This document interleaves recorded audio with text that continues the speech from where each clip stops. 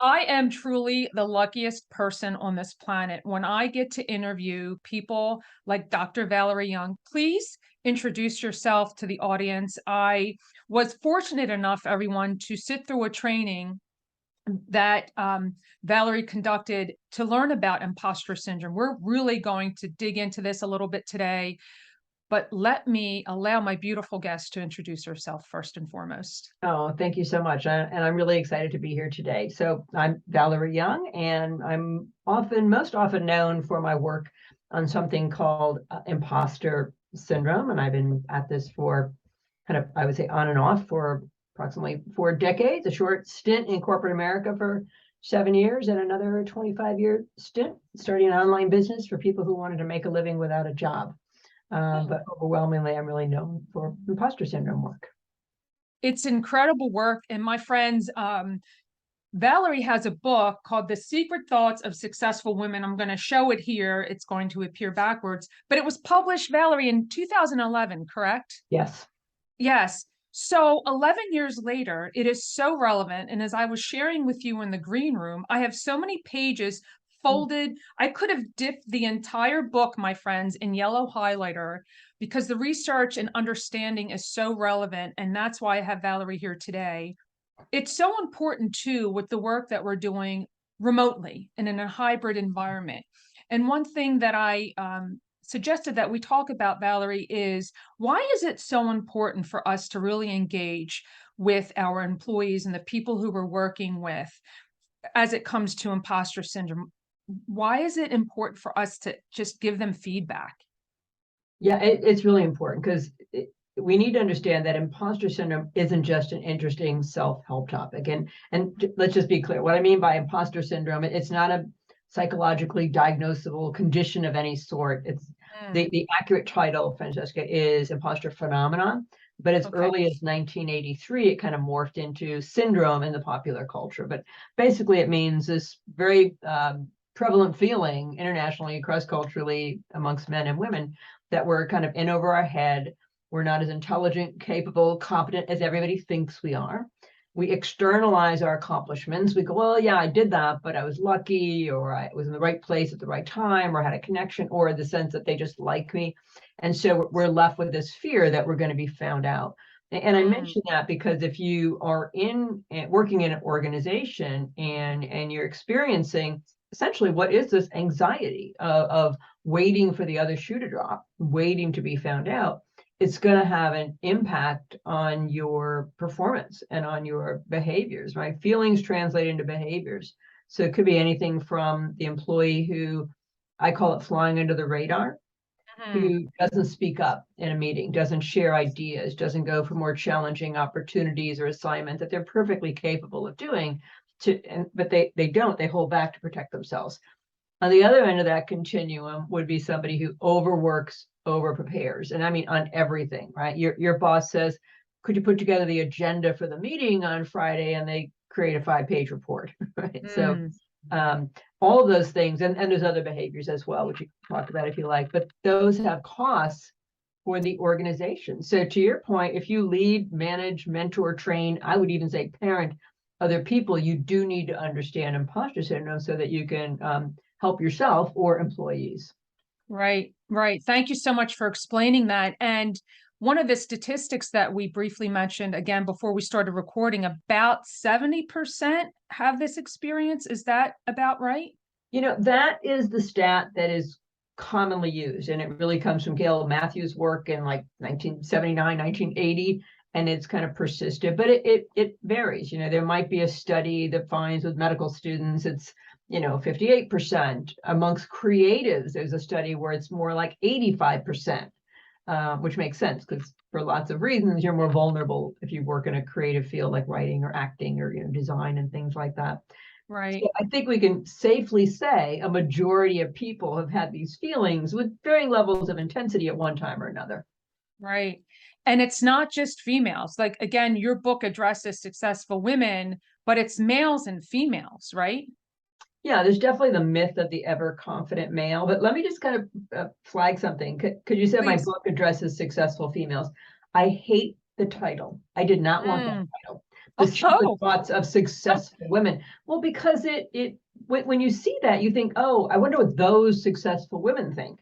You think it's the CEO or the head of a country, or somebody in a very senior or accomplished position, when it could right. be a first-year student in engineering, or an artist, or somebody who just started a small business. And so I think that is kind of misleading. I think imposter syndrome also keeps us from achieving more. Hmm. So as you're saying that, I just had a thought of something that I experienced in going through the training with you and, rethinking imposter syndrome as a coach practitioner. I recently, wrapped up that training and I experienced imposter syndrome. I'm a first generation. And when you mentioned that, I literally, my mouth dropped and my pen fell because there's something about being a part of, feeling like everybody else. And I didn't have that feeling. Right. And I had no idea until sitting through that training with you and understanding that I too went through that same feeling, if you will, as an imposter. Yeah, and when you are, the first generation in your family to either go to college or have a white collar professional position, and then you find yourself, especially for folks who wind up at an Ivy League kind of school, where you're really Mm, in a different social class element, and you can really feel out of your element, and that you kind of stand out. It can absolutely contribute to imposter feelings. I mean, Sonia Sotomayor, she graduated top of her class in a low-income community in the Bronx, and got a scholarship to go to Princeton. When she got there, she said she felt like she was visiting an alien land. mm. She said she kept waiting for someone to tap her on the shoulder and say, you don't belong here. I love that example. You shared that with us before. So, one of your sayings, one of your quotes that I love so much is everyone loses when bright people play small. Tell us a little bit more about that because this happens all the time. Oh, absolutely. And when we hold back, so we don't go to a gallery and try to get our art into a gallery, we don't scale our business, we don't go for that more senior position in our organization, there's costs and consequences, again, not just for us, but for other people as well. There's that, people often say, there's that feeling we have when we decide we're going to play big, whatever that means to us, which is kind of, who do you think you are, right? Who do you think you are? I invite people to think, who do you think you are, to not go after it. Mm, There's a certain, when you think about it, there's a certain arrogance to imposter syndrome, Francis, because what we're really saying is other people are so stupid, they don't realize we're we're an imposter. So if you, right. let's say at the end of this podcast, you said, oh, that was great, you did a good job. And I was like, oh, really? Wow, seriously? I mean, have you ever done a podcast before? And like, how arrogant and how absurd would that sound?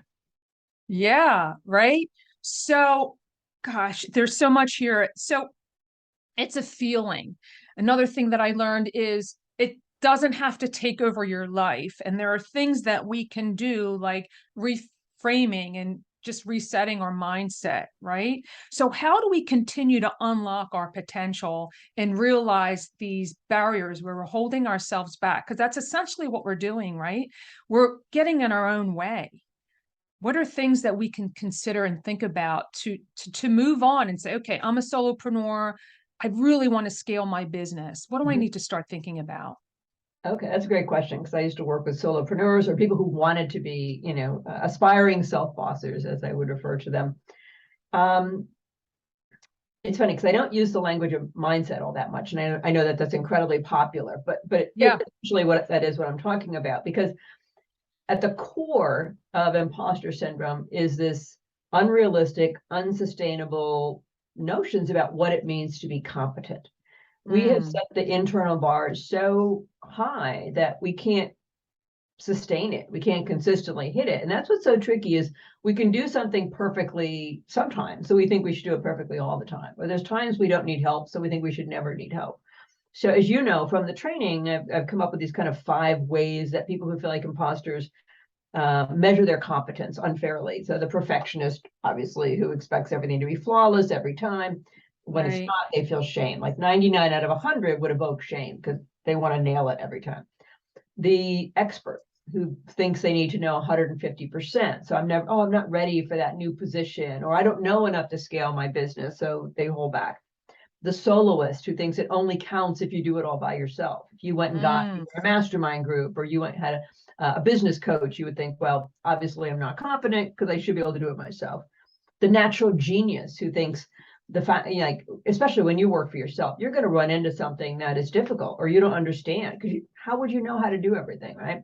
And then you start, judging yourself and thinking that if I was really competent, this wouldn't be this hard.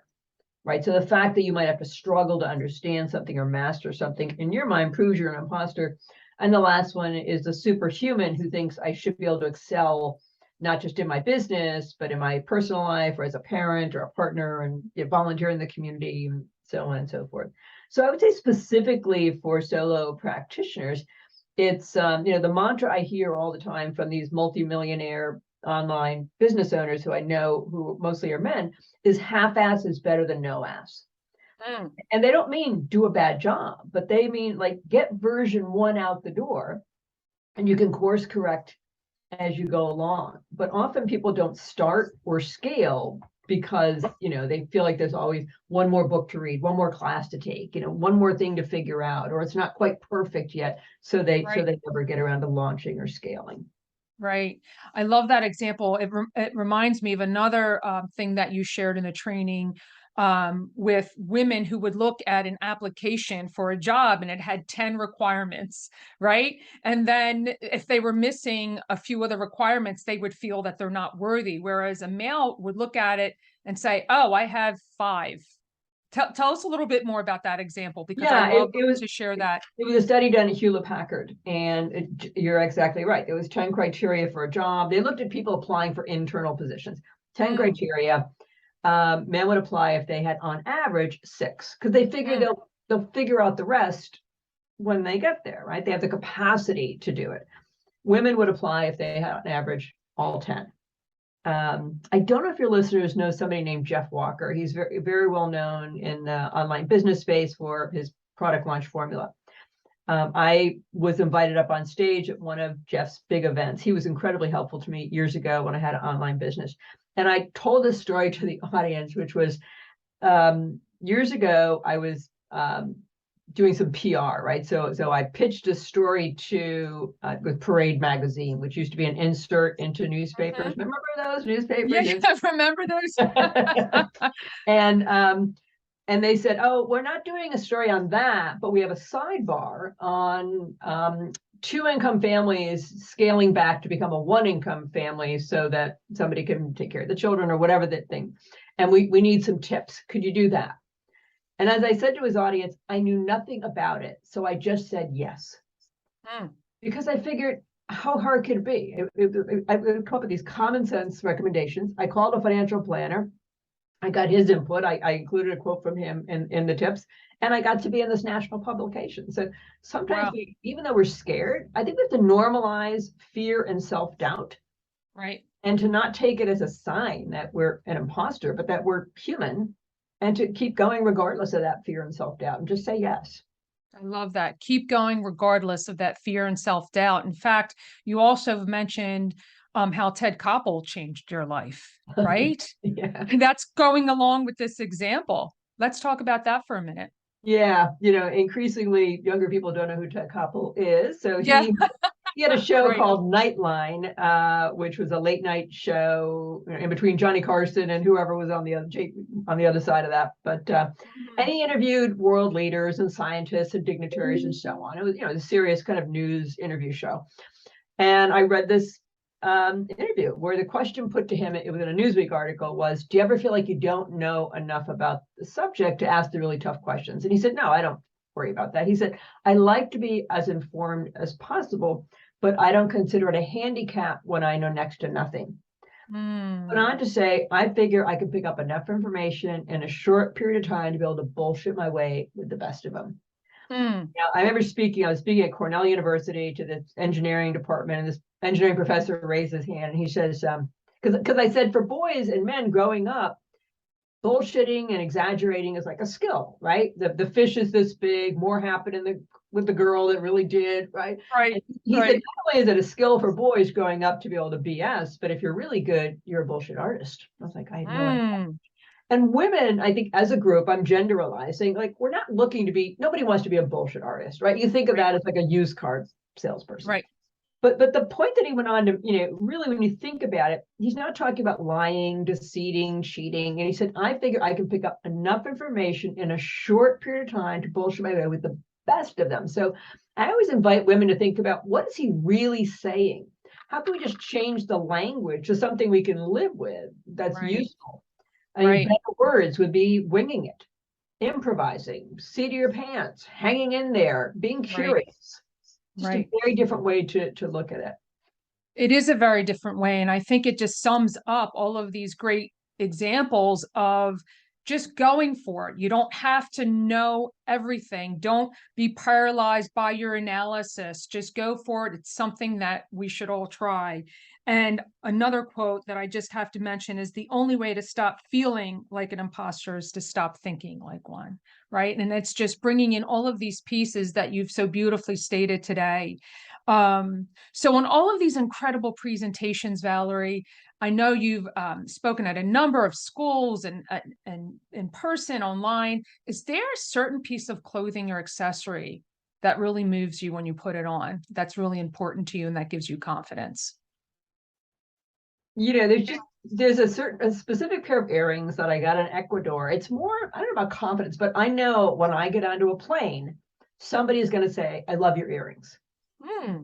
Every single time. And they're not even expensive. They're just these green earrings. And I recently realized I left an entire jewelry case in a hotel. And I didn't realize it for like 3 months. I thought I'm just like, can't find these earrings, but I left the whole jewelry case somewhere, and they're gone forever. So I was able to order Oh, here on Etsy. So I've got my lucky earrings back again. When I did this 6-minute TED talk at TED headquarters, and I did wear this like huge multi-diamond ring that my grandmother gave me, which was, she put together a bunch of different diamonds from different things and made it right, into this cocktail ring, I think they used to call it. So right, right. that gave me confidence, in front of this audience of TED speakers, having this big ring on. Wow. Yeah, I can only imagine, right? The amount of confidence you want to make sure that you have. So I love that. It sounds beautiful. I would love to meet that ring someday. We never meet in person. But Valerie, you have such valuable information. I love everything that you do. If someone wanted to continue the conversation with you and follow you, where's the best place for them to find you? It's super easy, Francesca. It's either impostersyndrome.com, Okay. and I'm on LinkedIn. I'm Valerie Young. I guess it's that simple. And I think on Facebook it's Dr. Valerie Young. And I think on Twitter, you see how plugged in I am? I think on Twitter it's just Valerie Young. Okay. Well, I will put all of the links in the show notes so everybody can follow you as I have. I so love the work that you do. I love sharing it and being a part of it. And I'm so appreciative of your time today. Thank you for making the world a better place, Valerie. I appreciate you. Oh, thank you so much.